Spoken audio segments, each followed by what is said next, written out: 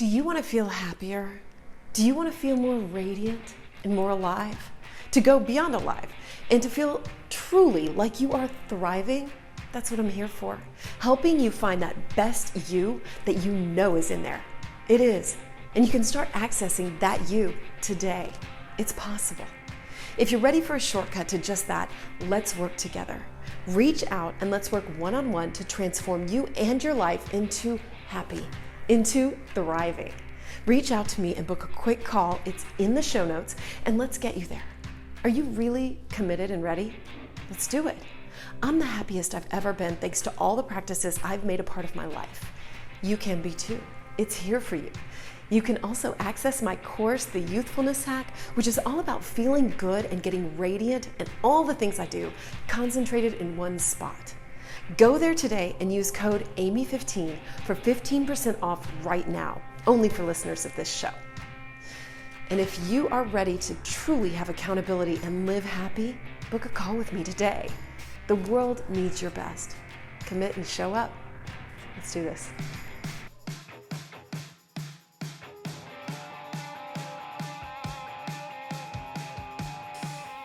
Hello and welcome to the Amy Edwards Show. I'm your host, Amy Edwards, and I'm so excited you're here. We're going to learn today. We're going to up-level our lives and all the wonderful things that we do together. I could not be more grateful that you're here. A little business up top before we get started with our fabulous guest this week, Rob Giardinelli. I just want to remind you, sign up for the newsletter if you haven't yet, because I'm always sending out like content and a little bit more about our guests each week and other things like when courses drop and things like that. So the courses are officially out too. If you want a free course, I got you. It's called The Ageless Mindset. And so completely free, link is in the show notes. And then also I've got my new full course, The Youthfulness Hack, the secret system to reverse aging fast and create a new radiant you. And it's all about channeling our inner radiance. And I'm just, everything that I really believe in and do and talk about on these shows is all poured in there and concentrated right there. So I am so excited to bring those to you. And if you want to work with me one-on-one, that's available too. Reach out anytime. I am accessible at amy@amyedwards.com. You can reach me absolutely anytime or just respond to one of the newsletters. Okay. All that said, I'm so grateful that you're here, and I'm so grateful our guest is here today. Please join me in welcoming Rob Giardinelli. Hi, Rob. Hi, Amy. Thank you so much for having me. I'm so happy you're here. You're the founder of Dining for Dollars, and you are helping nonprofits up-level how they are raising money, right? Absolutely. So one of the things that I've really, coming out of COVID, lots of things. It's like the world stopped. I always like to say that basically we were all in a marathon, and then basically everyone tore their ACL at the same time and they had to rehab. And, after rehab, everyone just started running 18 miles on their first run back instead of just, gradually going back into it. Mm-hmm. And a lot of people really do have what I've seen, not social anxiety to a degree, but also to a lesser degree, there's just a rustiness that people have just because, for a year plus, people kind of, hunkered down and, didn't dress up at all. And, they, did all their Zooms and, with pajama bottoms and no one did anything. So really what I wanted to do coming out of COVID was really create a space for people, one, to overcome social anxiety, but two, going back and doing events again, really kind of creating a platform and a space for people where, sales professionals, nonprofit development professionals, gala chairs and board members can really all come together and really use the power of social dining. And I've seen you at various things over the years, and you've invited me to things over the years, so thank you.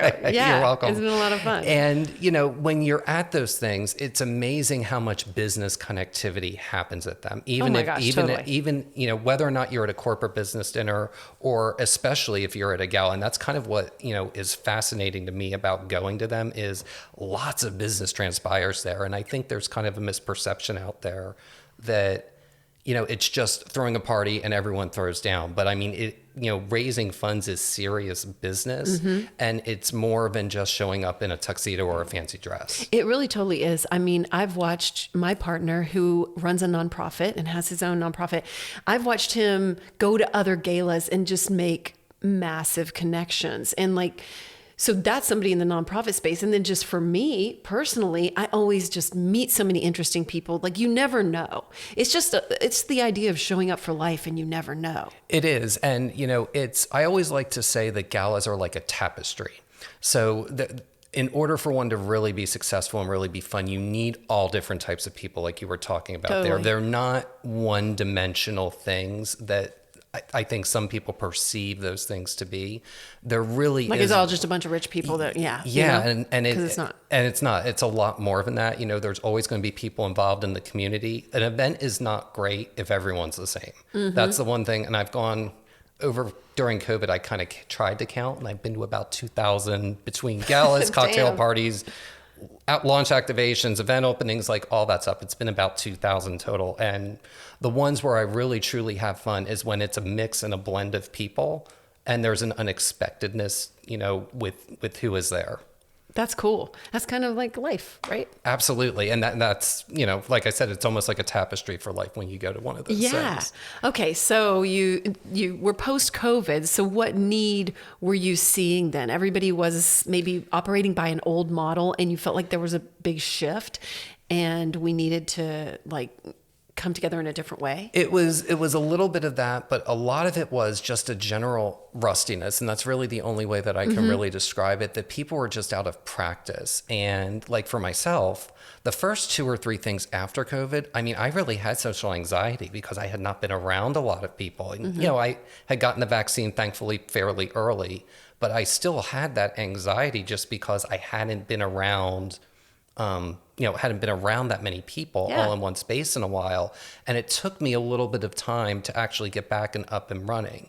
And what I've realized, in the, year and a half that I've really been going to things kind of full throttle again, is some people have either they've lost a step, or they were doing things that they were doing before that they're not necessarily doing, just from knowing how to carry on a conversation, or, listening properly. And, I just really wanted to work to create a space that allows people the ability to kind of come together and kind of learn that they are fun, and going to something is fun.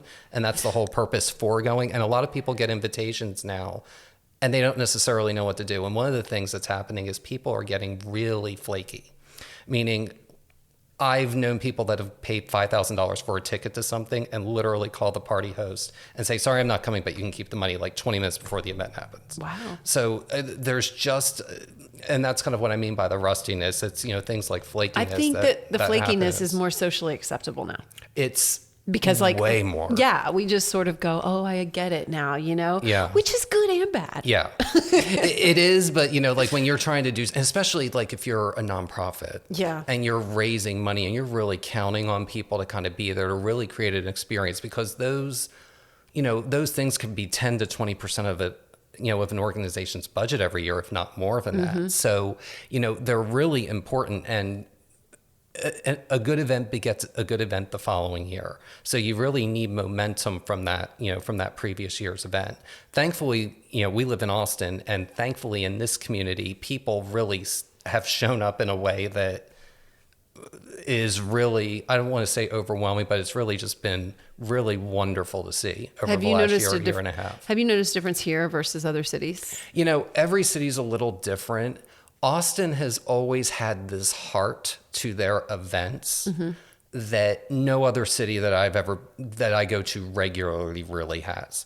And what's been interesting coming out of COVID is that most of the galas that I've gone to are raising record amounts of money. And that's the generosity of the community really coming into play, to the point where Austin now, with Mac, Jack, and McConaughey, has one of the 3 top grossing nonprofit galas in the state of Texas, which, when you've got 2 cities that are 3 times the size, the fact that we've got one that's in the top 3 is really, it's something. I mean, it's really something to marvel. What are the other 2? 2x2 for Amfar. And then last year there was a special event that MD Anderson and St. Jude did together. Oh, wow. Yeah. So it was like one in each city that raised, $10+ million in one night. Okay. So what do we do?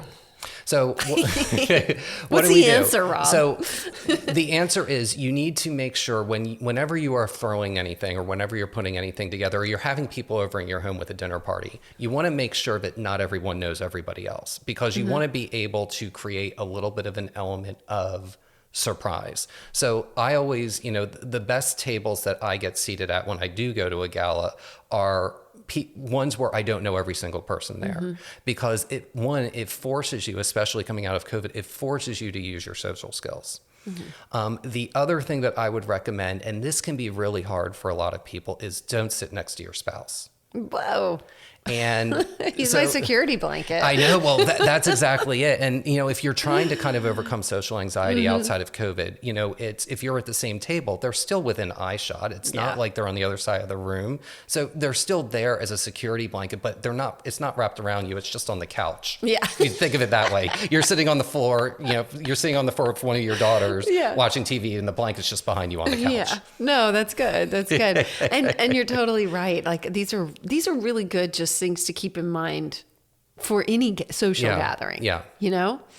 But when you're really trying to raise money, which I find really interesting, not only because of Justin, but just, we all encounter, I feel like I say we all, but like if everybody really does look at their lives, we do encounter spaces where we are challenged with maybe wanting to raise money for certain things. And so it can feel daunting, It can. And really the one piece of information that I would recommend with anyone looking to raise funds is start with your own network. And, and I actually have a podcast dropping tomorrow, and the guest that I had on, really put it in really a perfect way. You're basically, when you're speaking on behalf of a nonprofit, you're not asking for anything for yourself.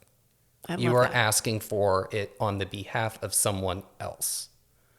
And when you frame it in that context, it feels more selfless. And in certain communities, like in Austin in particular, Austin's a city that responds to that really, really well, probably better than just about any other community I've ever been in. They really do respond to that that authenticity and just the feeling that it's bigger than any one person, and that it's about community and the community, wherever it is that you live. That's a really good point. Yeah. How do you ask? How do I ask what? Like if you were going to ask me to give to a cause right now, what would you say? I would say, I'm on behalf of the Rob nonprofit, we'll call it. Okay. So the Rob nonprofit is about helping nonprofits really tap their communities for more funds. And really, I would love your support with your platform if you would be a media sponsor and you would have someone on behalf of the organization that could talk about the organization and really convey its mission to get more people interested into the platform. Done. I'm saying yes before you're even done. That was good. But that's all you have to do. You also tapped into what I do. Exactly. And you have to pay, you really have to pay attention. And, one thing with anything that you do is, and like if I know I'm going to be seated with someone and I wind up knowing who it is in advance, I will always Google them. I will always go to their LinkedIn profile. I will go to their Instagram page. I will learn a little bit about them. Now, I'm not stalking them, but I will learn a little bit so that, if something... There's a couple of ways you can do it. You can pointedly say, so I saw on your social media platform XYZ. The other thing, and I think that's nice. It is nice. It's like, oh, I followed you and I care enough to take a look. Exactly. The other way, and because some people do get put off by that, especially coming out of COVID, some people are, some people do have cocoons that have almost kind of turned into armor sometimes. And the other way to do it is to just casually bring up something that you have in common with them that you saw. Yeah. So like if you both like going to the theater and you talk about the most recent play that you saw on Broadway and you saw on their Instagram page that they went to it like 6 months ago, there you go. They will bring it up, and that way they're leading the conversation and you're allowing them to feel more comfortable. Because a lot of it is you've just got to read the person you're engaging with, and sometimes you drive and sometimes you're the passenger. Yeah. My mom was a stewardess. back then. It was called stewardess for American Airlines, and in like 1962 or something like that. Oh, wow. I know, right? She flew Dallas. There is no way New you have a York. mom that was even alive in 1962. Oh, come on. Thank you. That's the right answer. And she flew like Dallas, LA, New York. That was like her route. So she got to see all sorts of people. But she said one of the things they did in training was to just let the other person always lead the conversation. And she said they just like you more. And it's that's like if you want someone to like you more, just let them talk. Well, that's exactly it. And like I've sat next to people where I've literally maybe asked 4 questions in an hour and they do the rest of the talking. Yeah. Sometimes it's almost like a wind-up toy. It's like you just have to say one thing and they just go, and other times you have to carry the conversation. Yeah. I will say that they can both be tiring though. I agree. Because, to put up with someone who's talking Not that I'm tired right now, Rob. I'm not at all. I appreciate that. So, but like when you're talking to somebody and like literally you say 4 things in an hour, I mean, that's a lot of information to take in and absorb. That's kind of where, balance is really key. Yeah. But when you have to carry a conversation, that's a whole other type of exhaustion because you're really having to use your brain and use every trick that you have to kind of keep the conversation and keep the dialogue going. And stay on, Exactly. basically. And it's, when you have something like I've done and, full disclosure for me, I didn't even own a tuxedo when I went to my first gala. I had to go to Men's Warehouse and buy one. So Men's Warehouse. Yeah. I mean, literally, I needed one in Do you like still go to a Men's week. Warehouse? No, I still don't go there. But when I didn't know better, that's what I did. And, you admit, wrong with that. there's nothing wrong with it. And you have to start somewhere. Yeah. And, for me, I was not the person who got invited to parties or anything like that. So it just goes to show if you put time and determination into something that you want or if it's something you think you deserve, go and do it and put in the time. It won't happen overnight, but if you put the time and dedication into it, it can happen and it will happen the way that it should. Again, a metaphor for life, right? Like, I mean, those words apply to just about any and everything. They pretty much do. Yeah. So what else is there anything else we need to touch on about the post-COVID? What I would just say, the one thing that I would say is just be yourself and just know that it will be okay. And I can't tell you how many times over the years I thought I have said something inappropriate to somebody and I freak out in my head. And I will tell you 98 out of 100 times that person didn't even register with them. So don't get tripped up on anything that you may say that you may think may have insulted somebody or offended somebody. Just keep talking because most of the time they won't remember the one thing. It's always more magnified in your own head than it oftentimes than it is with everybody else. I just did that today. I ran into someone the other day and I was like, I haven't heard back from her. I think I offended her with something I said. And then I don't know. You know what? She's probably not giving it another thought. Anyway. Exactly. Well, so one of the things that you wanted to talk about too today was knowing your currency. Yes. And I want to know what that means to you. So knowing your currency is knowing what you bring to any social situation or any event or any interaction that you're coming with. Almost like when you asked me for my give, like it's me knowing I have that to offer. You right? do. And a lot of times people don't. And, Austin's a city everyone is so modest. And that's a wonderful thing. But it's always interesting to tell people, I would love for you to do this. And they're kind of like me. Well, why are you picking me? And it's, a lot of it is they have this currency that they don't realize they have. And once you realize what currency you have, it really allows you to feel more confident when you go into a situation. So especially with a social situation, knowing kind of what you bring to the table and what makes you unique and what makes you in advance. Because, there's 8 billion people in the world with 8 billion different personalities, but each of us has something that makes us special and unique and specific to us. Totally. That, makes each of us special in our own way. Yeah, absolutely. And it can be challenging. I think that sometimes even like just being younger, there's a view on that, like I said something the other day about what I do and being good at it. And my daughter was like, oh, and you're humble too, and she was 17, but she like automatically defaults to, you shouldn't talk about what you're good at or something like that, like tooting your own horn or something. But you know what? I know I'm good at this. Yeah. And so leaning into that actually brings a confidence.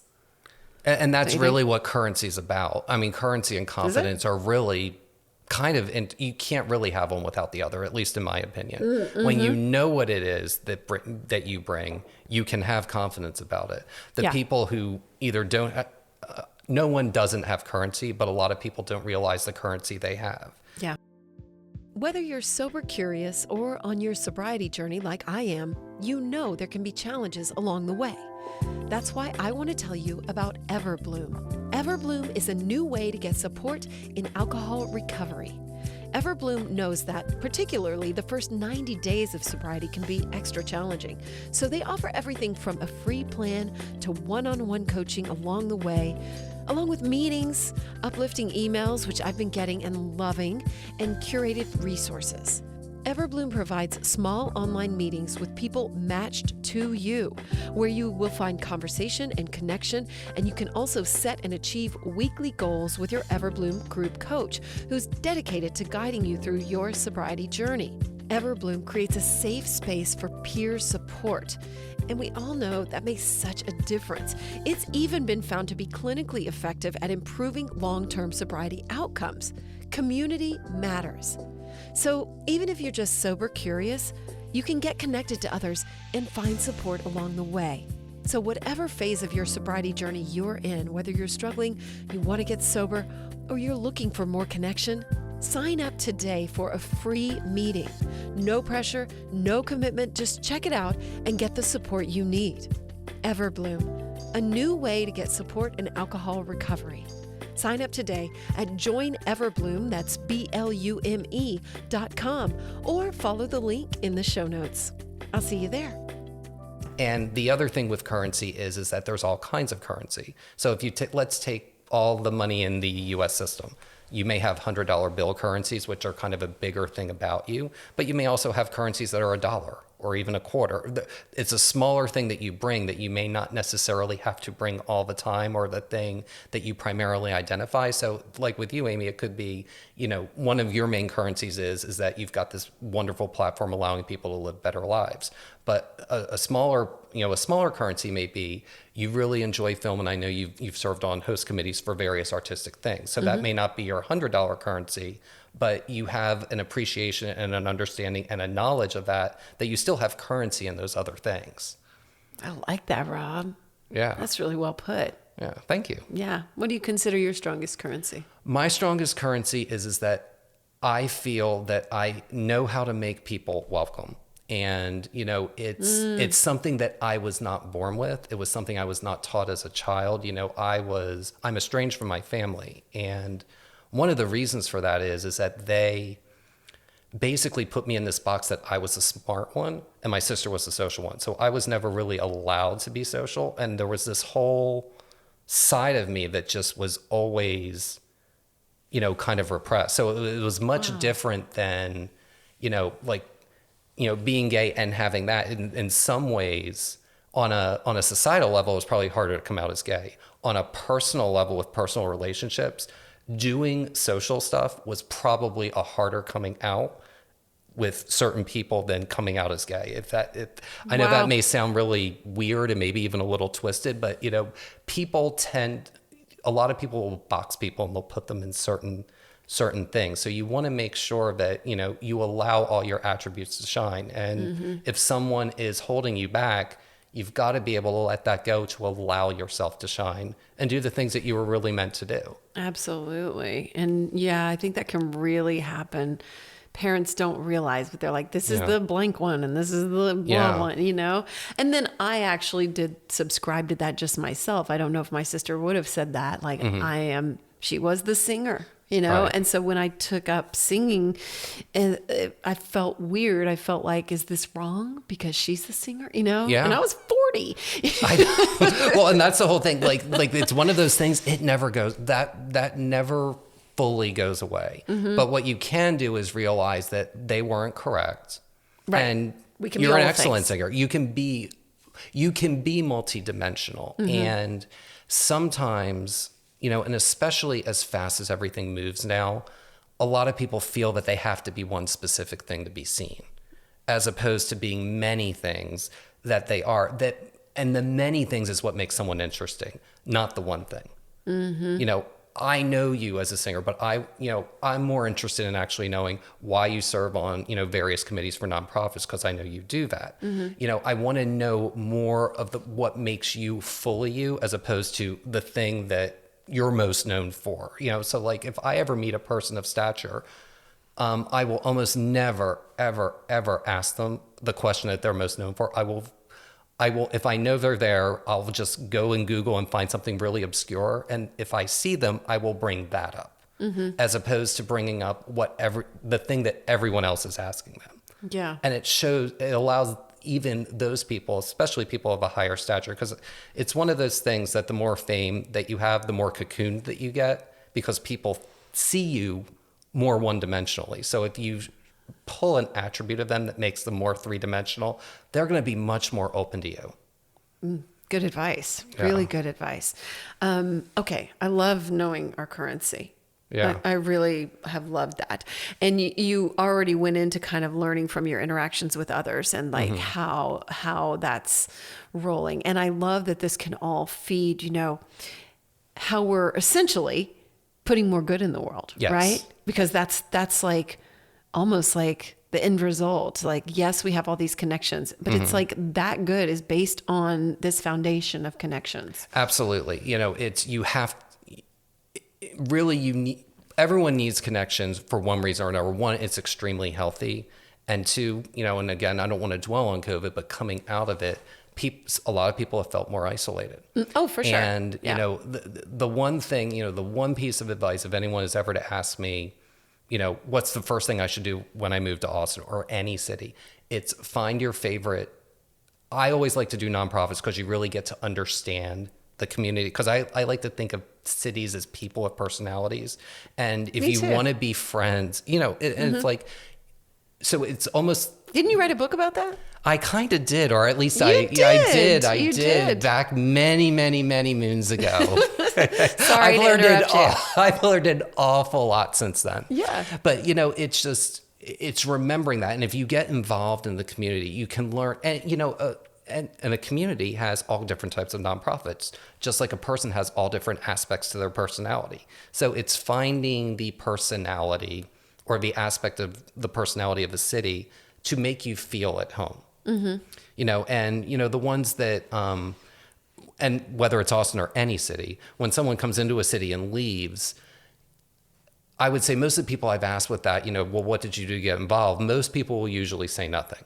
You know, they didn't necessarily try. I would say maybe one or two instances where someone did try and they just were like, what, the city wasn't me, and I left. And, you know, you're not going to be friends with everyone you meet either. So Sure. you can go into a city and just not feel and vibe the city. And then you just go and you leave and you move on and you part ways. It doesn't mean you have to have a blow up or a knockdown, drag out fight, but, you know, you can just move on. Yeah. And like, there's so much in that about giving, you know, and tapping into what you're really giving, I think, no Yeah. matter where you are. You have to get, like, in my mind, and that's been the most rewarding thing about going to so many nonprofit galas over the year is seeing human beings' remarkable capacity to give, to see people with different political persuasions be behind the same cause. And it's really one of the few places anymore where it seems that you can have people with different political views in the same space. So, and it really is one of the few spaces anymore where it feels like a community can rally as a whole around a specific cause or a specific person or a specific, you know, issue in doing that. Well, one of the things too that you talk about, you know, you talk about this in a nonprofit situation, but you also talk about it with business. Like Yeah. if you're going out to dinner with people and raising money in a business aspect. So, what's some of the best advice that you give in that situation? Because I think, that's pretty interesting too, to find like where those things align or. And it's hard for that to align. And, I did for about 5 years. The last 5 years I was in tech, I was also going to galas and events. Okay. And the dichotomy of that just got wider and wider and wider and wider and wider as the years went on, just because there are certain industries that may not necessarily be as philanthropic as others. And I was in an industry that was probably less philanthropic than some of the other industries. And the more of it I was about just seeing the people's remarkable capacity to give, the less that I felt in common with that. And oh, wow. Yeah. So and a lot of it is that people only know what they know. And, I worked in sales, and a lot of times with sales professionals in particular, a lot of times it's about their ego, and their ego drives everything. So they don't necessarily see the things around them. And as a salesperson, you've got to really be perceptive, and you've got to be able to see things around you. And that's the beauty about hosting a business meal, is it's one of those ways that if you know how to do it, you're able to show your boss, a C-level executive, your client, that you pay attention to details. And if a client in particular sees that you pay attention to details, or if it's a major donor, with a development professional and a nonprofit, they know that you will steward their money, you will steward the client relationship, whatever that is, really, really well. Do you always write thank you notes and bring gifts? I do that. And, you and Lance both do. That's your husband, Lance Avery Yes. Morgan. And like you arrived here today with a gift, and it was a small, lovely gift that I will use. It was a beautiful frame.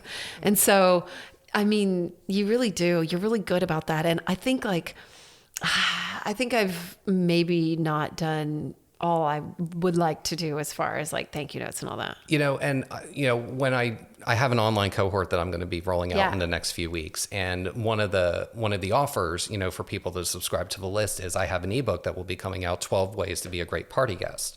So there's a whole host of different ways that you can be a really good guest and stand out. And this is what people, because people will often ask, how do I get on the list? How do you get on these lists? And really, if you are a good guest, you will get invited back. It's that simple. And you just have to know how to be a good guest, because I will tell you, very few people write thank you notes. Very few people, have host gifts. And there's 10 other things within that list that, people can do that shows the event host what to do. And really, the one universal thing that every good host has is they know how to be a good guest. You cannot be a good host unless you know how to be a good guest. Really? Why is that? Because you need to be able to spot the people who you can invite back. If you see a good guest, they can maybe join your committee the next year if they're in a nonprofit. They may bring something interesting to the table if it's a dinner party. It may be someone from a department not related to sales, but they have some special magic about them. Maybe they're in operations or marketing or whatever it is, but they just make every business meal better, and it allows for someone to close the account, and you've got this wing person actually going and doing that for you. Have you always been like a detail-oriented person? Very much so. I'm not as detail-oriented as Lance, but, I am a logic person. And to me, this is going to sound really nerdy, but one of my favorite things to do whenever we host something is to plan who sits where, because you want to be able to engage all kinds of fun conversation whenever possible. And you want to make sure that not everyone knows each other, and that, whoever you're seating next to, that at least they don't know at least one of the two people. It's always, in a perfect situation, especially if someone's an introvert, sit them next to one person they know and one person they don't know. And then that way they feel somewhat comfortable, and they feel welcome and open to, talk to the other person they may not know. Would you say these things are like habits that you can just develop? They are, but like I said, it's one of those things that it develops over time. So I'll go back to the example of me. Makes sense. Of me when I started going to events. Okay. So the first 2 or 3 What year was that? What year? 2010. Set the scene. 2010. So 2010. That's not very 13 long years ago. 13 years ago. So. Really? Yeah. I feel like I met you around then too. You probably did. Yeah. Okay. There was a lot going on. Yeah. So is that when you and Lance met? Or? yeah, that was okay. right. That was right when we met, or shortly after we met. So, it is the one thing that I did in the beginning was I couldn't wait to go sit down at a table because cocktail conversation scared the hell out of me. I'm like, how am I going to remember all these names? Mm-hmm. All these things about them and all this other type of stuff. Now I know, without the Miranda Priestley assistant to come exactly tell you. to tell you within the ear and all that. And the funny thing is now I think sitting at a table, especially at a gala, I feel that that's like an anchor, and I'd much rather be mingling at cocktail hour because you get to talk to a lot of people, you get to see a lot more things. Mm-hmm. So like when you're seated at a table, you really only have one perspective. But when you are at a cocktail party, you're standing, you get to move around the room. So you get to kind of see things from different vantage points. And it also, especially if you're a nonprofit and you're looking to, get more people involved in your organization, that having that additional perspective and having different elements around the room so that they can see how multidimensional that nonprofit is really helpful. Do you have advice for people that consider themselves introverts, and maybe that feels like you said you felt overwhelmed by that at first? Like, what can they do? Can they take breaks, or like what are some? There's all kinds of things that you can do. One is, an easy way to just kind of get started is find the longest cocktail line to get at the bar. Okay, really? Stand in line. All right. So that you can actually talk to the person in front of you or behind you. Always do. Oh my gosh. Yeah, and that's a really easy way to just kind of get warmed up because, what are you going to do? Just stare and look at each other, looking at your phone the whole time? Mm-hmm. You're at something like that to socialize. Mm-hmm. So that would be the one really easy way to do it. Just find what's going to take time, because one, it will kill time. And you feel like you're doing something. You feel like you're doing something. Instead of just standing there like, what do I do? Well, it does three things. It feels like you're doing something. You're killing time because mm-hmm. Let's be honest, that's a thing. And you actually, if you put your mind and dedication to it, you'll talk to somebody. Even if you don't have to, get their business card or anything.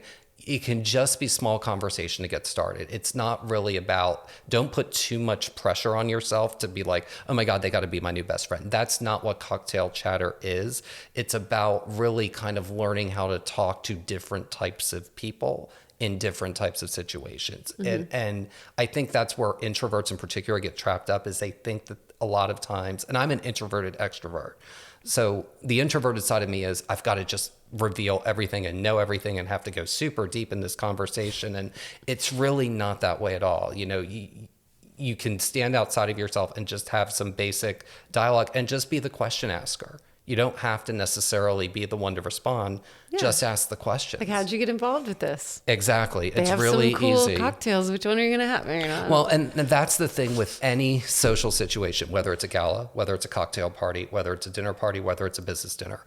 Everyone has a common denominator, whatever that is. It can be the nonprofit, it can be the business client relationship, it can be, the person hosting a dinner party at their home.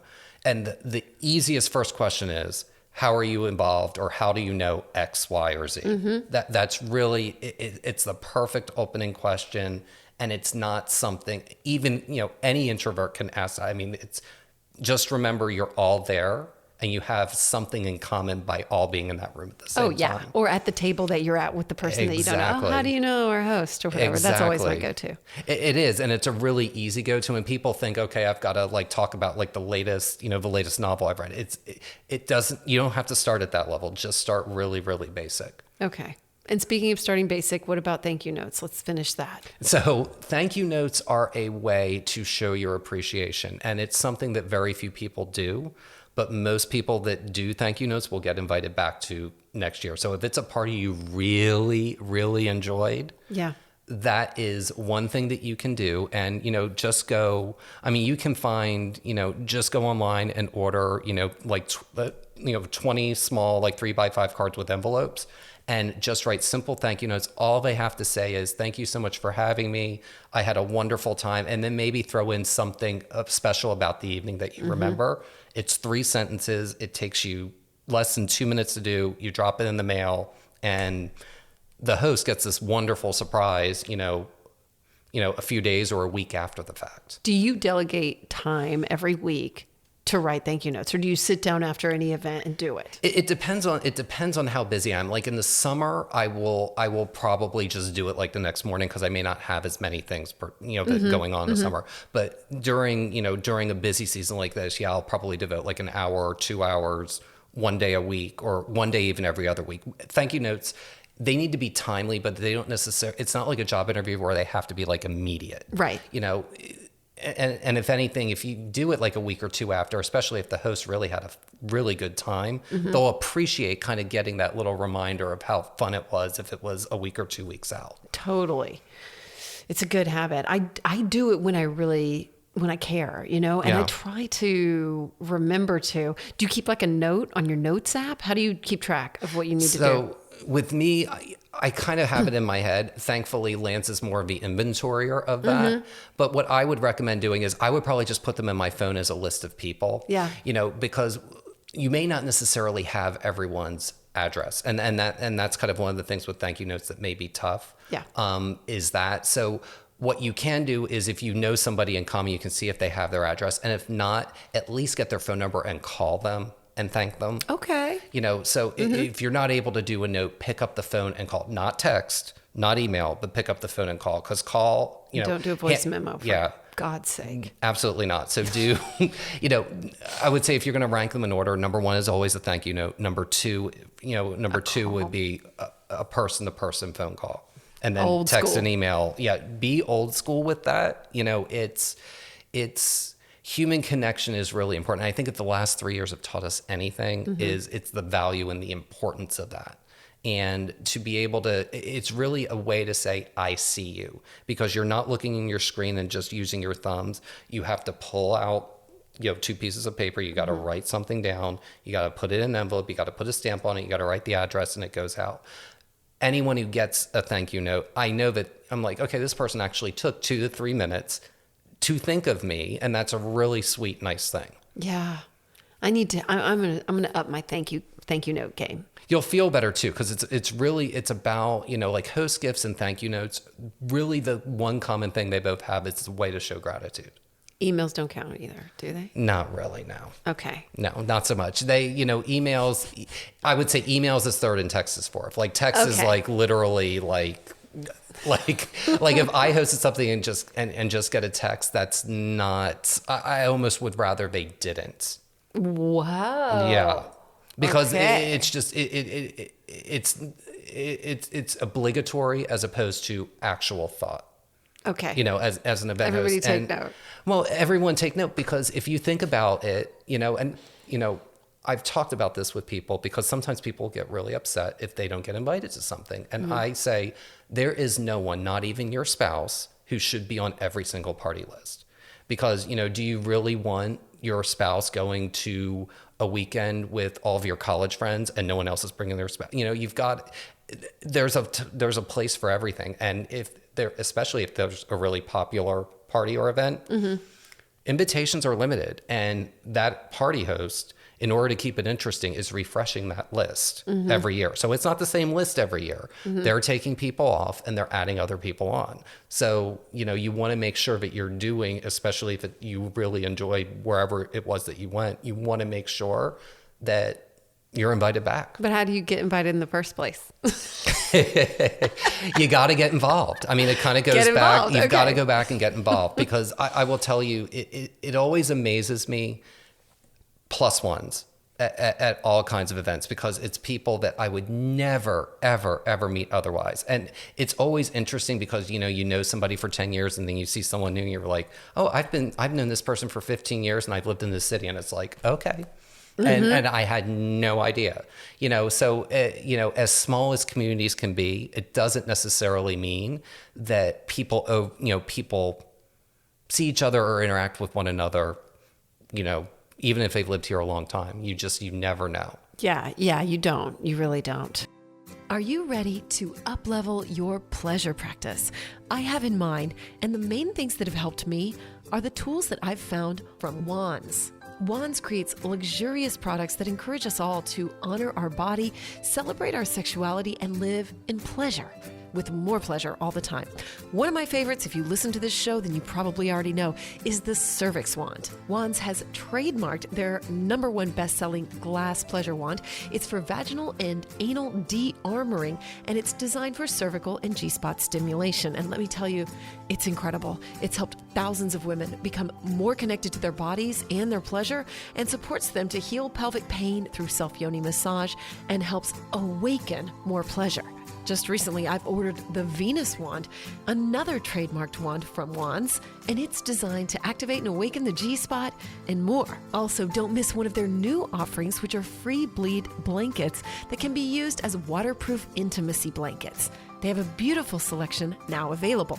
But take a look around at wands.com, that's WAANDS, because they have a huge selection of incredible items like yoni eggs, crystal pleasure wands in amethyst, black obsidian, anything that your heart desires, and so much more. Check them out at wands.com, that's WAANDS.com, and use my link in the show notes to get 10% off, or simply enter my code Amy Edwards at checkout. Again, that's WAANDS, wands.com. Y'all, I have started using higher dose products, and I am such a fan. You know, I don't put anything on this podcast that I am not 100% completely behind. And I have a special discount code for you for all higher dose products. I'm so excited. If you don't know, Higher Dose is a wellness company. They have wellness tech products, they have tools, they have supplements, and they have body care. They have so many things that are hot right now too, that are really biohacking and up-leveling our lives at home, which is really cool. They have an infrared sauna blanket. They have an infrared PEMF mat that I'm so excited to be sharing about soon. One of my favorites though is the red light face mask. It stimulates collagen, it activates glowing skin, reduces fine lines, regenerates cells, and it's soft. It's not like one of the hard plastic ones, so you can kind of move it around on your body, which I've been doing, and I am seeing amazing results. I am absolutely addicted to it. I use it every single night, and I'm using it in conjunction with one of their other products, the Glow Serum. And I'm very picky about what I put on my skin, and I am loving the Glow Serum. It's specially formulated to plump and hydrate and stimulate radiant skin, which that's the goal. They have a ton of other products too. Magnesium ingestibles, magnesium body care, which has a healing oil and a serotonin soap that you can use in your bath, which I've been using too. It boosts your mood, enhances your skin, and deepens your detox, gets you calmed down. Anyway, I'm a fan, so I'm so excited to offer you 15% off using my code MAGIC15. Go to the show notes. You can click through on the link right there, or if you go to Higher Dose, just enter the code MAGIC15 and you'll get 15% off. Higher Dose has been featured in Goop, Glamour, Elle, Vogue, Bazaar, Allure, basically you name it. And there's a reason why. So go check it out. It's at higherdose.com and enter my code MAGIC15 for 15% off. So, all right. So moving forward, then what prompted you to really start Fun and like your Dining for Dollars podcast and Fun and Fundraising? You know, really for me is I want to create a space where people can really throw and have really excellent events and really use each other as a community to lean on one another. And, you know, one thing that I am so unbelievably fortunate to have is that a lot of people that do nonprofit stuff are only in one market. And I have had the tremendous fortune of going to multiple markets frequently over the years. And what do you mean only in one market? What do you mean? Meaning only Austin. I get to go to Dallas. I get to go to Houston. I get to go to San Antonio, New York, LA. Like I get to go to lots of different cities, and every city is so different. And what's always fascinating is you could do something in Houston and never get away with it in Austin, and vice versa. So there's just things that happen within each community. Like what? Sorry, I want you to finish your sentence, but I want to know. What I will say is that Austin is a city, and this is why I love living here. Everyone gets along, and there is no airing of grievances. Oh, I see. And other things cities, that go way back in Houston, like family, whatever. Grievances, we'll just say grievances can be aired in other markets, or people will not go to something just because someone showed up. And in Austin, that never happens. No. Like people would just go and they'd just be on opposite sides of the room and no one would care and no one would think about it. So but the other thing too is that, the things that happen from a nonprofit perspective are different within each community. And really with fund and fundraising and Dining for Dollars, it's really about creating best practices. And I always say this, no idea is original. You can take basically what you do is you take 50 ideas that were somebody else's, but you create your own thing that was never done before. Yeah. Have you read Steal Like an Artist? No, but oh my gosh, Austin Kleon. Do I need to? Yeah, actually, no, you don't. You just said it right there, because that's the gist of the entire book, and it's all these examples of that exact thing. How we're just taking all these experiences and things, and things we've seen that have just gotten into our psyche, and we're regurgitating it in our own way. Absolutely. And, it's good to see and hear what other communities are thinking and doing. That's kind of like why with the podcast, I'm purposely making sure that people from multiple markets are represented, because they have their own viewpoints on how to do things just based on their own community background and experiences. I'm doing a podcast that I've already recorded that will air in a couple weeks that is basically about one organization that has multiple galas going on within Texas within the same month. And we talk about kind of, how they have to approach each city differently, from a fundraising perspective to get maximum return and maximum dollars. Yeah. That's so interesting. It is. And it's a really fascinating thing to hear of it, in Dallas you do this, and in Fort Worth you do this, and in Houston you do that, and in Austin you do this. And some things are similar, but some things are different. And it's almost kind of like, almost like the no such thing as an original idea. It's almost like each city's its own, no such thing as an original idea, and they create their own unique thing as a city in terms of, what the philanthropic scene does and, how they raise money. Are you seeing different trends like coming as far as like the older format of, silent auctions, live auctions, and the structure or something? So one thing that I'm noticing is that events are definitely more budget conscious now than they were before COVID. So there definitely is I don't want to say penny pinching, but there's definitely a mindfulness of budget. And even with a lot of the events, the decor may not necessarily be as grand as it was 5 years ago. So there's definitely more making sure that the money, that they're getting maximum return.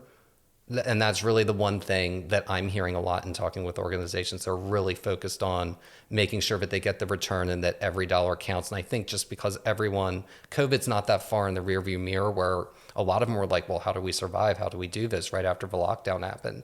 So, and a lot of those organizations had galas that were planned, and spring is a very, very busy season, and basically spring of 2020 didn't happen, and all these organizations were expecting $250,000, $500,000, $1 million, whatever it was, and they didn't have it. So I think there's a cellular memory for that, and pendulums always swing, and I'm sure at some point decor will get a little bit more grand again, but for right now it's definitely a little bit more austere than it was before COVID. Austere, that's the word of the day. I was gonna say that's not one that I don't even think I've had that in a podcast ever. Oh man, all right, now I'm gonna have to come on as a guest again and come up with some new word. It's like Moira Rose with her pettifrogging or whatever it is. Okay, I did 2 today. Very nice. Yes. It's funny. Like the thought of fundraising can not sound fun to me. So I like that you titled it Fun and Fundraising, because I'm all about making things more fun and finding those spaces of play and connection. And so I don't know, maybe people are listening and totally in that space, but I think that that's really important to point out. I like that title just to point out that, it can be fun. It can be fun, and it should be fun, because it should be fun. And nonprofit fundraising, at the end of the day, the heart of it is joy. It is joy for the arts. It is joy for curing children with illnesses. It is, fighting HIV and AIDS. It is all these different types of things that you want to bring joy to. And that's why it should be fun. That doesn't mean that certain charities are going to have a heaviness to them, like a children's charity or a cancer charity. There's probably going to be a little bit more heaviness than, like an arts organization or a theater that's throwing a gala, where you can really just kind of take it to the rafters, because it's really about celebration of art and just expression of life and all that. Great point. Yeah. Yeah. Yeah. But it is, at the end of the day, all about joy and helping people and elevating our world. Yeah, and if you remember that with anything that you do, whether it's a fundraiser, whether it's a business meal, because business meals don't have to be these boring, obligatory things. And I went to way too many of them in my previous life where that was the case. And, I look back on it and it's just like there were so many missed opportunities, and there were so many, for deeper relationships with, between customers and clients, and just understanding not just what your professional background is, but having a little bit of a high level idea of some of the things they may do personally. Doesn't mean you're stalking them, but, knowing what boards, that some of your clients may be on, or knowing that they have certain hobbies, or that they have a favorite sports team, or whatever it is, and just knowing those things at a high enough level so that you can really start somewhere as a kernel, almost kind of like when you're in that long cocktail line. Yeah. And, just how, what is the reason that you're here? You really just kind of want to start with a kernel, and especially like in a business meal, because everyone knows why they're there. So you kind of have to do a little bit of a deeper question than how, what brings you here tonight. Yeah. With that. And that's really a way to do it, is just kind of understanding, and going to their LinkedIn profile and seeing where they worked and who you may have in common. Yeah. Looking at, like with business meals, I always like to go to LinkedIn and see who my common connections are with that person. Ooh. Because more often than not, they exist. And if not, look at the organization, and you can talk about, that particular organization if you had a friend that worked there, especially if it's a larger company. Oh, these are good. Because I am actually looking at going to something soon by myself. And so I was like, I was like a little, I don't know. Apprehensive? A little bit, I can go anywhere by myself really, but sometimes in a party environment or a nonprofit situation, I was like, okay, I just got to embrace it and, show up. Yeah. So, and 90% of life is showing up. Just remember that. Damn right. Showing up and being there. And especially if you're an introvert, you already won by going. I love that. You already won because you actually went there, probably against your better judgment some of the time, right. Or because someone dragged you there, but you're there for a reason. You either really like the person who's hosting the party, you really believe in the cause. Remember those things, because those are the things that bring you joy. And that's what will make you feel more comfortable and be a part of that tapestry of an event. Big time. And I've been trying to just every day, I've been writing it down, like approach things with joy and enthusiasm, no matter what it is. Absolutely. And like that can like just show up with some joy and enthusiasm, right? Yeah, like, absolutely. That really is, enthusiasm is contagious, just like being down and depressed is contagious. Like other people can sense that. And, and there have been times where I've had to go to a gala and I've had a bad day. But when you walk in and you just see the life, all that melts away, at least for me, and just look at the life around you and just step outside of yourself, even if it's, because if you do it for even half a second, when you're in a space with a lot of other people who are joyful, you'll really realize, okay, I can check whatever this is. I'll deal with it tomorrow. And oftentimes you may even forget about it. I would say half the time I've even forgotten about what I had the bad day about when I walked in anyway. Yeah, totally. Yeah. I mean, it's healthy. It is. It's It's very, very healthy. What do you consider your purpose in life? I think my purpose in life, was to really have multiple acts. And for me, this act in Austin it really was transformative for me when I moved here. And my purpose, I think, was to live in this city for this time, for sure. Because for me, when I walked up the jet bridge on my Southwest flight for my job interview 19 years ago, it was like Oprah talked about, like when she went to Chicago for the job interview when she was in Baltimore, and said if she didn't get the job at AM Chicago, she would have, just gotten a job in PR and stayed. That's kind of how I felt coming to Austin. So you're like, I'm here, whether it's this road or this road, I'm here. Exactly. And you never know what the future holds, but this city I realize now that my purpose is to really inform people and educate people on how to make the world better. And I didn't, when you are kind of trained to be, like I said, growing up being an introvert and working in tech sales, that's not what that was. And I was way less happy than I am now because I kind of know what that thing is. So you don't have to know it at 21 or 22. I mean, I went to my first gala when I was in my mid 30s. So it wasn't, this didn't happen overnight. Like I said, it took, well, you said, it was only 10 years. I'm kind of like, oh gosh, it was 10 years. And it's a lot of work. But when you look back on it, it's like, okay, from where I went the first time to now, it's just like, wow, I'm just, it's amazing the personal growth that I've gotten to see, the people that I've gotten to meet. And that's really the most fun part about going to events is you just get to meet people that you would never see. And your life is more informed. Mm-hmm. Because you see more perspectives than you would otherwise if you stayed home. I mean, yeah. I mean, and can I just throw in there, you were attracted to somebody that was like completely in this world. I know. Right? I was. And, I look back on that now and I'm like, there was just something there. And it was so funny because every friend I had was like, okay, this is out of left field.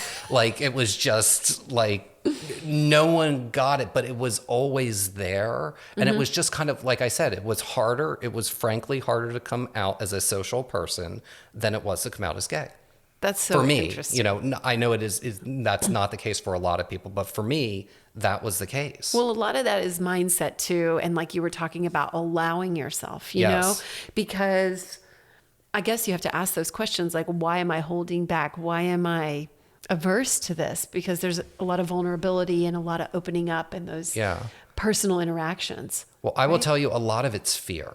Right. That's really what it is. And fear is such a powerful, gripping thing. And it's really hard to get out of. And, with introverts, so much of it's fear. Yeah.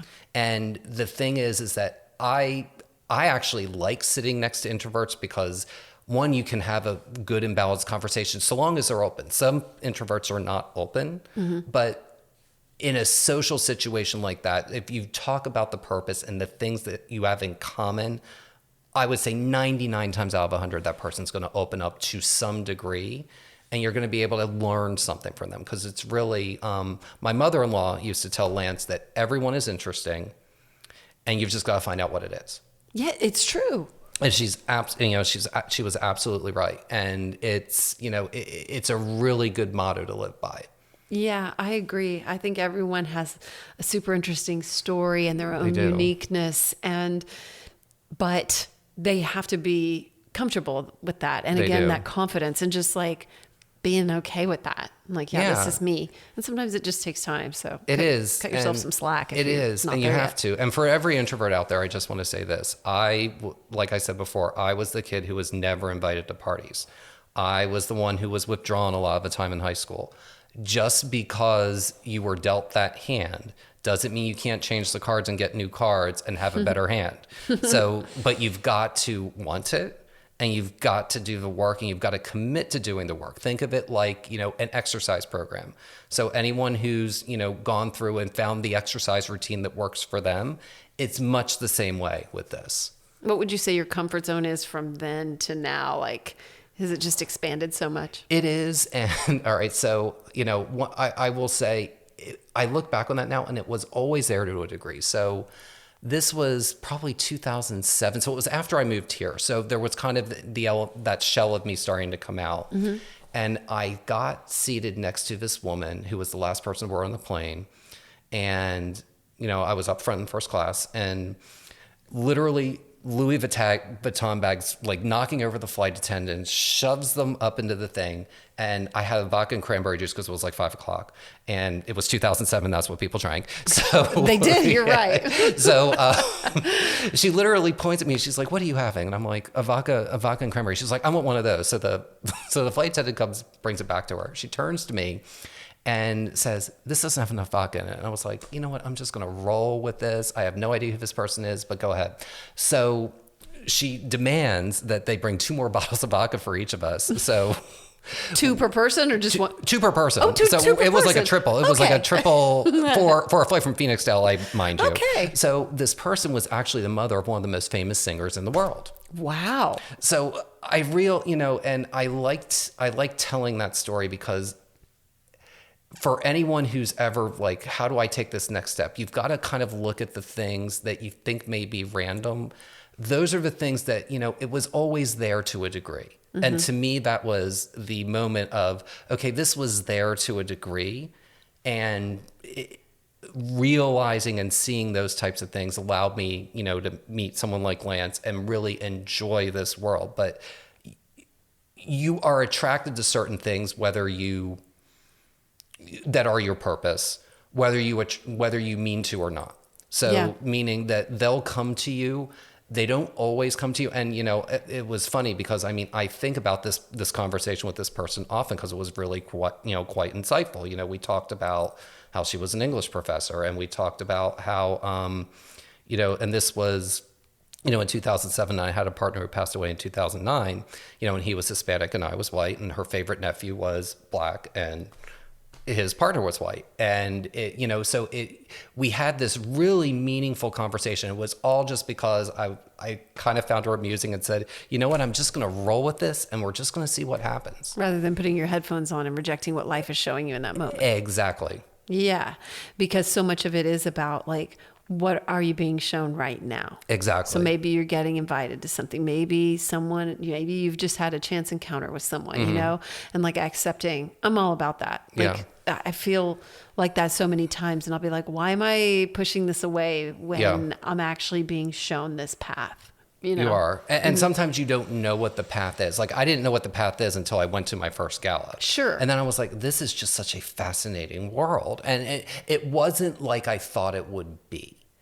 I just thought it would just be a bunch of rich people, and it would be really boring. And it was anything but that. And actually the first event I went to was the Dancing with the Stars for the Center for Child Protection. Okay. So, it was 1,200 people. So for someone who, mm-hmm. was not a party person, that's a lot of people. Yeah, those are big ones. That's a lot of people to be around kind of in the first time, the kind mm-hmm. of like, almost being thrown in the deep end. But, I swam back to the edge and I was fine.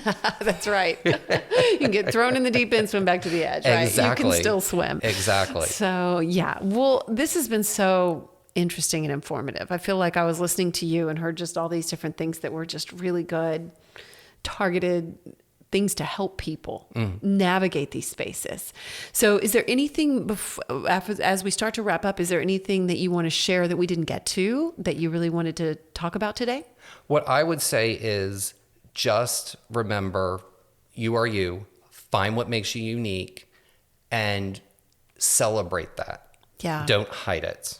Celebrate that. That's good, because I think we can try to feel like we want to fit in and conform in some way, and it's not about that. Not at all. And there's, there's enough with conformity in the world, just be yourself mm-hmm. and things will work out the way that they should, but you've got to be yourself for that to happen. How much of this has come with age for you? All of it.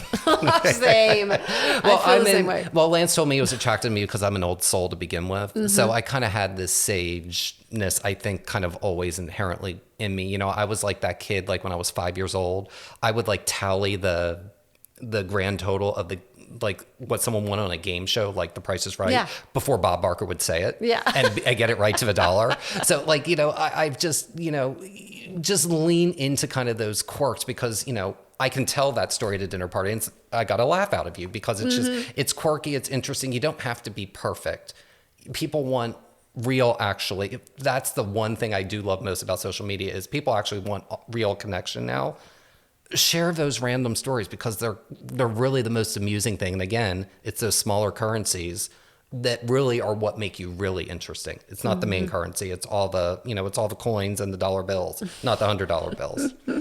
That's so true. Yes. Well, thank you so much. How can everybody find So you can find me about you? You can find me at godiningfordollars.com or on Instagram at Fun and Fundraising Podcast. Beautiful. And I'll have those in the show notes too. So anybody fantastic. can go find you and listen to your latest. How often are you releasing episodes for the show? I'm releasing episodes weekly. So cool. Weekly through May. And then I may take a break just because there's, no gala, not that many galas in the summer. And then I've already got guests lined up for the fall. So in the fall, it will be continuing. Cool. So that's going to be a great resource for anybody that might be throwing an event and absolutely. And the guests are a mix of gala chairs and event direct, and executive directors and development directors, because I really want people to understand they look at events in different ways. And it's important when you're raising funds to have an understanding of, I like to call it the octopus effect, that there's a whole bunch of tentacles that you really have to, pay attention to and look at when you're throwing something together. It's not about one thing or one element.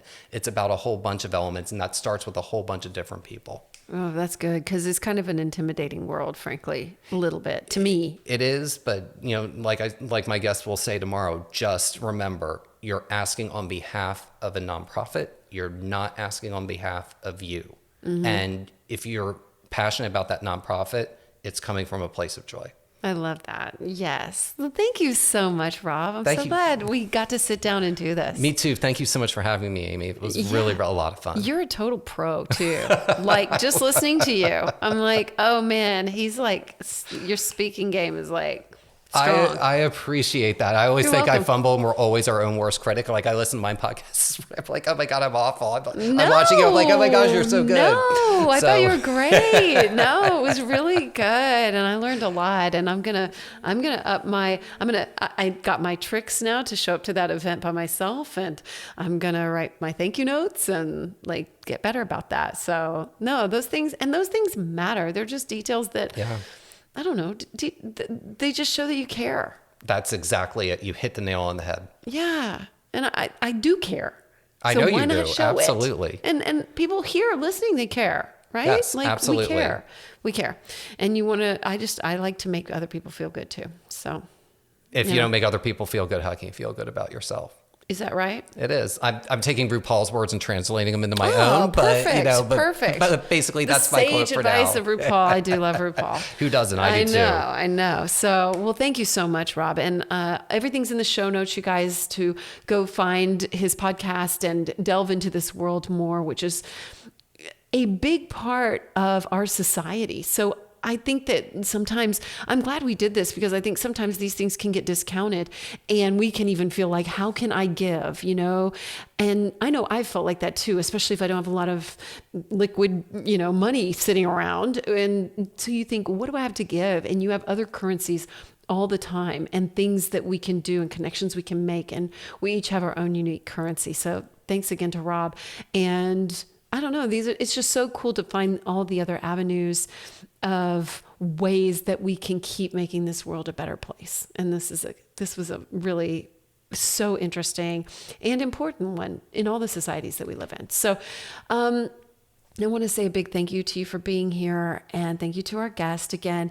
And check out my courses. Of course, it's all about channeling that inner radiance. And I know that giving back and making people feel good and caring and really meaning it is a huge part of our own radiance. And so I just am excited to keep lighting that fire with you. So sign up for the newsletter at amyedwards.com. And I guess everything's in the show notes. Follow me on Instagram at Real Amy Edwards. What's your Instagram, Rob? Rob Giardinelli. Giardinelli. Because someone would ask. So you get that in the comments. Perfect. Yes. So follow Rob too. I'll put that in the show notes. And I guess that's everything. I'm just so excited that you're here. If you haven't left me a review and you have found value in any of these shows, please do, because those help this show grow and they really do make a difference in wherever you're listening, whatever platform. And I just want to say thank you so much. And I love you so much, and keep showing up for yourself and showing up just showing up, period. Like Rob said, showing up is 90% of it. Just showing up and trying.